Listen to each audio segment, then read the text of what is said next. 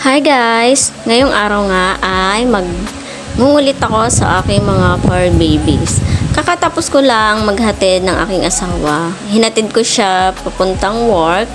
And then, eto ako ngayon, inaantok pa yan with matching stretch pa yan ng kamay niya.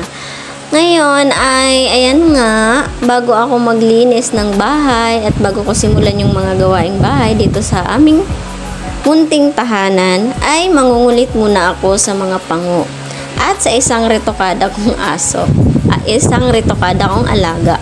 Yes, kasi po ay isa siyang mixed breed ng Maltese at Shih Tzu. Siya ay si Chichi. Ayan, panitakbo nga. Sa umaga pala ganito kami lagi. Ganito yung routine ko. Paghahatid ko sa asawa ko sa papuntang abangan niya ng shuttle, ito, harutin ko muna bago ako magsisimula ng mga gawaing bahay kasi para naman ma-exercise yung ating mga fur babies. So, ayan nga. Ayan, nangungulit-ngulit. Ito pala si Cholo, mahilig to talon-talon. Pagkatapos ko nga pala maglinis ng mga bahay, mga gawaing bahay, pinaliguan ko din yung mga alaga ko. Yes, papaliguan ko sila kasi nga ay 5 days na sila noong napaliguan ko. Magwa 1 week na din kaya kailangan na talaga nilang maligo kasi nga medyo may amoy na si Roxy at saka si Sasha. Kaya unahin kong paliguan si Roxy at saka si Sasha, pati si Chichi. Baka yung dalawa bukas na lang kasi nga baka umulan na naman, matakot na naman sila. Yan, nagpapalambing ang aking Bella. Si Bella nga pala yung pinakamalambing sa kanila. Pati nga pala si Chichi malambing din. Ito naman si Cholo, panay uga-uga na kang lato-lato niya. Kita nyo ba yung lato-lato ni Cholo? Gustong-gusto niya ng bola. Ewan ko ba sa puppy na to. At ito naman si Sasha, panay tahol sa labas. Pag may nadaan na tao, may nadaan na aso, ayan, tahol. Ito naman si Chichi, talagang adik na adik to sa kanyang bola. Yan, hindi nga pinagupit yung kanyang unahang paa.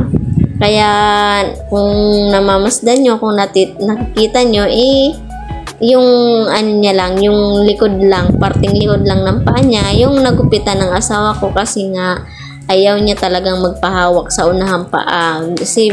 Simula nung nadextrosan siya, talagang ayaw niya nang ipahawak o pagupitan yung kanyang paa ng kuko. Ayan, panay laro mo. Yan lang yung ginagawa ko araw-araw. Tsaka sa susunod na buwan, baka maging busy naman na ako ulit. Busy na naman tayo para sa ekonomiya. Kailangan kasi ng dagdag income kasi nga nagdadagdag tayo ng mga puppies. Nako, ang gastos nila. Pero okay lang. Worth it naman lahat kasi lahat ng stress nawawala ng dahil sa kanila.